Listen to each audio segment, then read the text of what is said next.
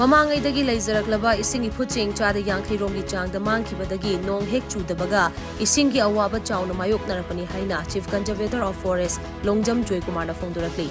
Wafam asing asi spring set management ki matangda pangthokpa ahum suba interdepartmental roundtable conference hongdokpagi thoramda mangna phongdokkibani. DM University amadi Forest Department anina punna sinduna ngasi DM University gi Danamanjuri Platinum Jubilee Hall da pangtokkiba thoram amada Longjam Joykumarna hai. Aikhoi ayambana isingi source asi maruoina achou-achouba glaciers part amadi turel na chingba si oina longnei. Aikhoi na ifud asi isingi source oina kaya khanade munna yengluragadi iputna ising puthokpagi achouba machak ama oiri. Lamdam asida mahusana pibirakpa ifut kaya lerami. Akhang ahisingna phongdokpagi matungina mamangaidagi leiraklaba ising ifut seng chada yankhai gi changda mangkhre hai masi aikoina laina lofam thokte. Lamdam asigi ifut seng chap chana masak khangdokpagi thabak asi hauzik makiwaina mapung phana loisindri adumaku hiram asiga mari lainana chana bathabak paikhatpadi hore maragasida Forest Department na Community Based Sustainable Forest Management COSPOM haiba project ama kumjali singani tara mapandagi paikhatuna lamdam asida lairiba ifut sing kanna buhonari hauzi ukrul amadi Kangpokpi district ta khungang kunmanga khangatuna akhana bathabak paikhatli Tabagasi mai pak na junction bahaiba sida mafam sing adugi kunja sing yauna tongan ba stakeholders sing amadi lengaki line department sing kokchung sinaba changi ngasi pangthokliba conference asi yamna maruoiba amani conference asidagi fanglakpa losing sing aduna lamdam asidagi mangkhigadawraba ising ifut kaya kanbada achouba ngaklo ama pigani thasi haina mangna makata ki akoi spring sing se revive to bosangi megles moi khara advance oi mokoi di masida akoi muk spring sing se akona no department khaktana natana akoi community lairiba singa se sing the lairiba sing te moi su awareness ama darga oi ba maramdi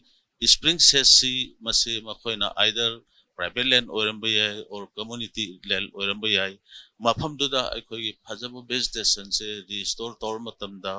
spring se hingalakadorini maduga sanaba akoi engineering some small structure contour testing ari seepage dam ari vegetation safe dam masi tamda automatically adum masi hinga kane ba ko maru tomatam soida akoi lairiba khunja sing community sing makoi su awareness ma pibiba mathau tai maramdi masi jaga se ai spring set masi aquifer area se research area se masi akoi na kanjab tawragadi akoi khunji gi ising je watana phangdoine habi khang matamda mokoina protect tawtoni kanjab tawtorine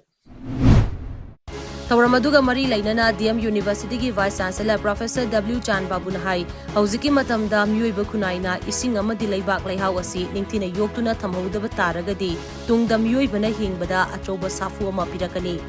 Aikhoina ising ifut sing asi matam leiringaida ningthina yokhat haudrabadi ising phangdabagi achoba awaba ama soidana mayoknagani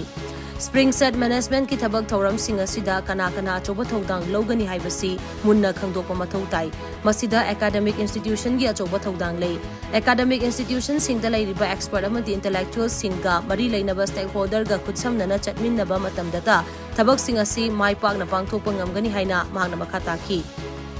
Without conservation of the water, without conservation of soil, without educating the community and engaging them properly, spring set management will remain a great challenge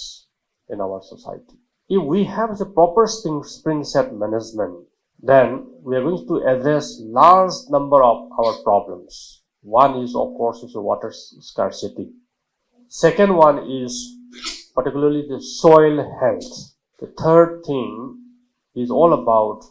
water harvesting and quality water and making quality water available to our people. All these aspects will only be addressed when we manage the spring set in the best possible way. Ngasigi thoram aduda DMU gi Vice Chancellor Professor W Chan Babu, Chief Conservator of Forest Longjam Joykumar amadi Water Resources Department ki Chief Engineer Y Homendrona mathang sina Chief Guest President amadi Guest of Honor rina saryaki.